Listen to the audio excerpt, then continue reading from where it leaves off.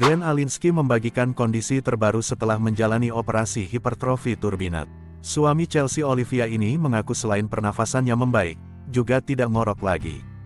Tidak banyak yang tahu, aktor sekaligus pengusaha ternama Glenn Alinsky baru saja menjalani operasi. Meski tak terlihat, namun ternyata selama ini kesehatan suami Chelsea Olivia tersebut bermasalah. Kabar mengenai operasi Glenn dibagikan secara langsung oleh Chelsea melalui akun pribadinya. Aktris sinetron ternama ini mengungkap sang suami menjalani operasi hipertrofi turbinat pada Kamis, tanggal 23 Januari tahun 2025 di RS Pondok Indah Puri, Jakarta Selatan.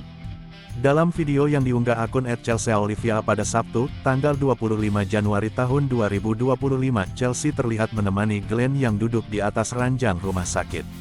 Ia menuliskan bahwa sang suami sudah 2 kali dirawat di rumah sakit dalam 1 bulan terakhir. Selain unggahan Chelsea, Glenn juga mengunggah foto yang menunjukkan kondisi dirinya setelah menjalani operasi. Aktor tersebut mengungkap mengalami pembesaran turbinat, sehingga mengganggu pernafasan. Ia mengaku akibat hipertrofi turbinat membuatnya susah bernapas lewat hidung. Glenn mengalami sejumlah gejala seperti pilek, ngorok, hingga terjadi perubahan kemampuan pada indera penciumannya.